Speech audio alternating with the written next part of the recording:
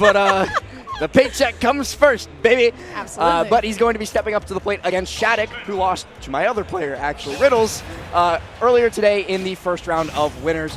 These two have never played a bracket set. Limo was giving me the details a little bit earlier, except for at Ludwig's Invitational last October. But Chase went Steve, so it doesn't count. This is their first time playing. Interesting, interesting. I had the pleasure of talking to Chase for the first time yesterday while he was taking a very quick 2-0 over Beast. And he was telling me how confident he was feeling. But then you're going up against SHADIC, right? He's already won like that Corrin exhibition match 5-0. And I think he's playing extremely well during this tournament. But still, so far it is going to be Chase laying down most of the percent right now. And one thing about Palutena that we know from this game being out now for about 5 years is Palutena edge guarding is so hard to get around at times. But I have to say, SHADIC, over the years, of course, as he's grown older, his gameplay is getting more and more polished. Yeah, I remember all the way back, I think it was Genesis, it actually wasn't that long ago, I think it was Genesis at the start of this year.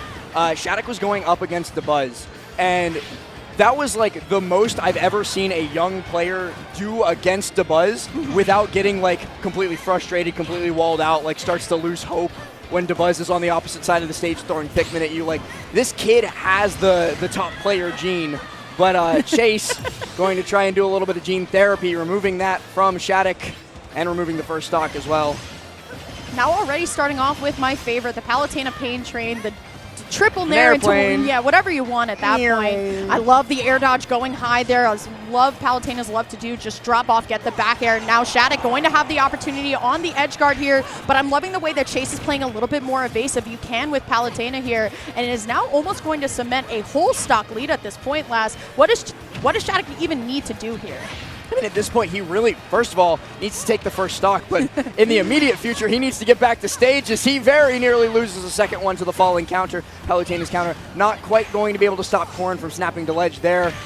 Here it is, though. That not going to do it, actually. I thought for sure that would have been the stock.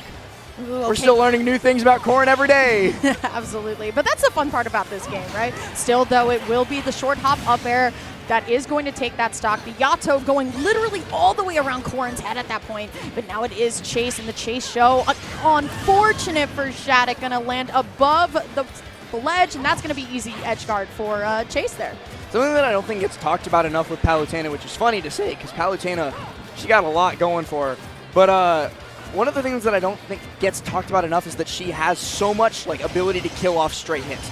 Like, she just, you get to kill percent versus her, and like, oh, I have to watch out for back air, I have to watch out for nair, I have to watch out for like nair drag down up tilt, I have to watch out for up air, I have to watch out for literally everything in her entire kit because she might be able to combo it into a kill or an edge guard.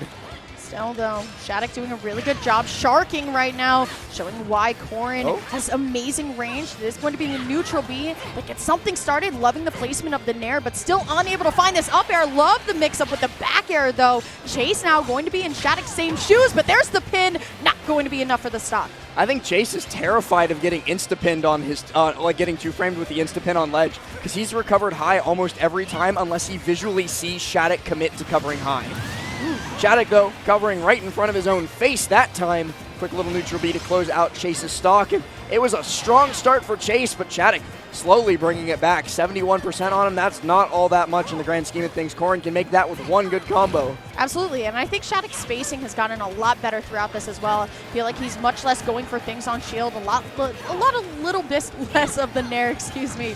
But now here we go, going to be able to find the forward air into the pin. Great parry, no punish off of it though, as Chase is going to go constantly reset and reset neutral here. Going to be able to find the first nair, look for the back air, will be able to find the second one, and now SHADIC has to take his time getting back onto stage here, but reverse nair is going to send SHADIC to the other side, but still, it's very, very tight neutral between these two. Last. Very difficult to call it here, especially because SHADIC could do something like this at any point. Sends Chase high. Only 74% though. It's not going to be enough to close into the kill just yet, especially with Chase playing as good defensively as he has been this entire first game. SHADIC tries to reset back, goes for the bear, gets a fair instead. Chase into the corner. This is not where he wants to be at the moment. Not against a Corrin as good at pressure as SHADIC. And the pressure's starting to get to Chase. Yeah, for sure. I mean, it's basically even. It's going to be the pin through the ledge that actually does take it for SHADIC. As we've been saying this whole time, SHADIC on the comeback game the entire time, and the composure held by, once again, this young prodigy. So pure. Once again, great stuff from SHADIC, holding it down. It will be Chase's counter pick here, as we're going to see the same matchup, but man, the spacing throughout that set just got better and better from SHADIC. You know, I can't believe, first of all, that there are 3 Corrins in top 32 today. That's so sick. But second of all, this is definitely like the most I've ever seen Instapin 2-frame hit anybody ever. Like these 3 Corrins, the 3 that have been doing it big, LY, SHADIC, and Neo, are all so incredibly good at capitalizing on something that's difficult. It's 2 frames. Like, you have to be able to time that absolutely perfectly, or you have to have the call out of your life to be able to make it work. And all 3 of them doing it almost every single time. It's insane, and you can see the effect that it's having. They're making it far in bracket for a reason. Absolutely. SHADIC so far 0%, but here comes Chase. As always, all reliable. That Palutena Nair leading into about 40% here, going for the sweet spot down air, but unable to find it. So now it's all SHADIC. How do you get out of the corner? It's kind of reminiscent of game 1 here, but now I'm loving the pin to actually stall to try to line up positioning last, but still great dodge down through the explosive flame, and now Chase going to be able to turn the tides just a little bit. SHADIC just sitting on the ledge. He's just waiting, and when he gets up, he picks the perfect option. Another pin, sends Chase all the way to the far right side, and then lands with a back air. Closes out the stock, and you know, maybe that extra second to think on ledge, SHADIC cooked up something real. Absolutely. Now Chase, once again, going to be able to find that opening nair, but we need to find more off of it. Constantly looking for the down air, but it's just not leading into anything, as SHADIC going to be able to find the pin after a beautifully placed nair too. He even gets the down air too. So now, once again, it's down to spacing wars as always. These down airs starting to come out in game 2 are actually kind of fire coming out from SHADIC. Looks for fair bear, but not going to be able to find it. Chase just holding straight out, and then gets a quick little dare out of shield. That's the new Palu Classic. I think it was Chag that started doing that first, and then all the other Palus were like, oh wait, that's good. Oh yeah. It's part of the fun about this game is that you're able to kind of hang out with all of the people that mean your character, and then take pieces of it and put it together. But there was that Zomba tweet a couple days ago where it was like, I think one of the most beneficial things for my improvement as a player has been getting to discuss things with other mains of my character. And I absolutely think that that's 100% true, and why I feel bad for people who play weird characters. Weird characters. Imagine being like Web JP and the only person you got to talk to is Void, and Sen. And Sen, yeah. I think Fawn was like, who's here for the duck hunt picture? And everyone was like, that's a selfie, friend. That's funny. Regardless, though, it is going to be 2 stocks to 2 right now, as Chase going to use the teleport to just get on out of there. We're resetting neutral once again. There's the forward air, looking for the back air come up too, but still SHADIC going to be able to find the down tilt, looking for the option, but instead just going to keep foot planted to ground here. Chase going to whiff the grab, but look at this. Once again, the neutral has been so on point for both players, but the pin last is literally hands on head right now. This pressure is unbearable for SHADIC. If I was Chase, I would have just sprinted into the corner and been like, please don't hit me, please don't hurt me.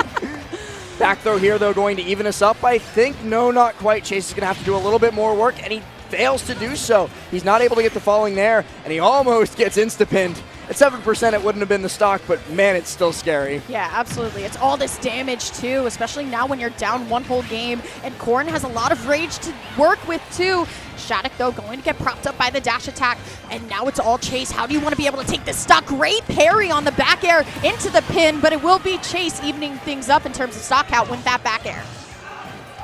Quick little double fair. SHADIC just going to keep building up this percent lead.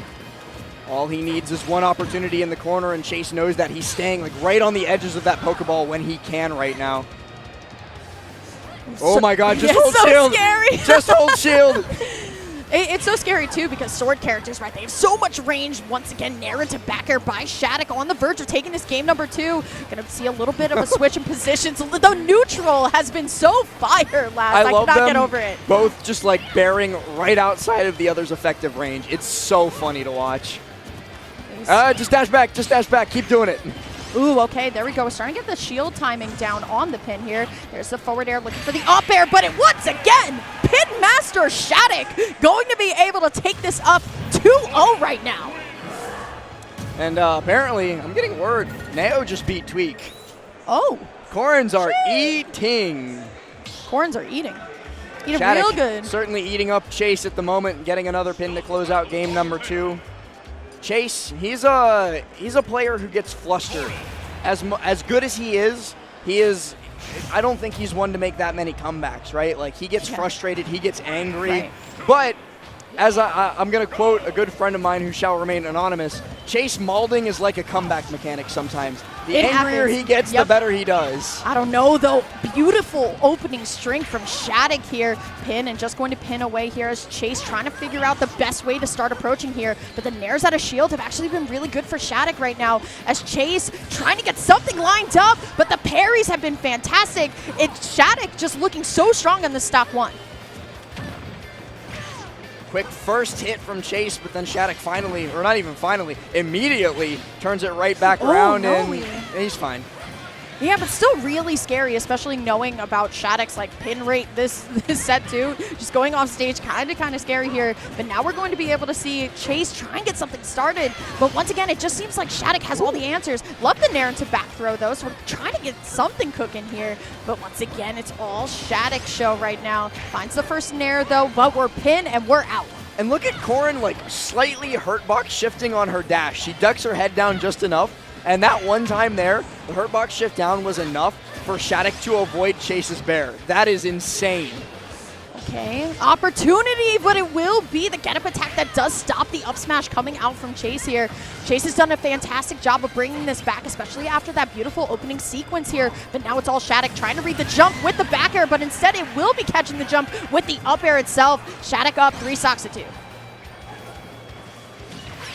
Oh, and a second time in this set that counter has just... Wait, he didn't need to do that. SHADIC just saved Chase's life. He was in special fall. So close, but it doesn't even seem to matter. Great conversion, though, by Chase. Going to be able to even things back up as the crowd in the front is trying to cheer Chase on and to give a little bit more morale. Still, though, great pin into the dash for SHADIC, man. I mean, it's going so well in SHADIC's favor in neutral, and it just feels like Chase is only able to get 1 or 2 hits in at a time, unless we're able to see a sweet spot down there. It doesn't even matter. With the double jump up B, Corrin has enough space to make it back up to stage, especially because SHADIC was only at about 20% before the hit. But man, is that still scary. Some of the lesser characters in Ultimate certainly would not have been able to make that recovery. Corrin, though, she's just dandy, and SHADIC looking to continue extending this lead, but no, off stage again. Chase, what are you gonna do? Down Die! Into That's the what you're gonna up do. there. Chase not looking too happy about that one either, as SHADIC has surmounted an amazing lead right now. Here's the first forward air, so Chase definitely not out of this just yet, but it feels like every initiation that Chase wants to do, it's just not leading into the stock all the way. Still though, double Chase with the nair, looking low for the back air, not gonna be able to find anything, so now SHADIC still now trying to style, right? That nair into pin would have been kind of crazy, but all this rage too that SHADIC has amounted is going to only look better and better for him. And look at how confident SHADIC was off stage. Like, Chase was drifting deep looking for the back air. SHADIC doesn't even jump, he doesn't even air dodge. He just knows he's drifted right outside the effective range that Chase can cover, and he's not gonna get touched. SHADIC, though, getting sent deep outstage, and he uses the neutral B as a mix. Chase still capitalizes, gets the falling nair into the stock, but the fact that SHADIC was able to space outside of the explosive flame with landing neutral B and then continues to do this?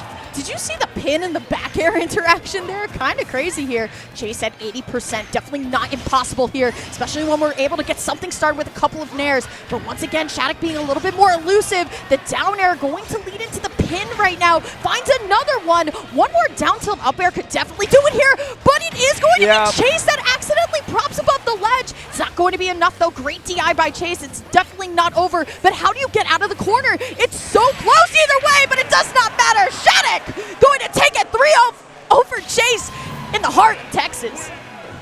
Fantastically played by him, going to be moving farther into the bracket, continuing Corrin's sanity as Chase takes a quick dip out. We're going to see so many insta-pins today. Super Corrin con. I'm just thinking about how many we're going to get.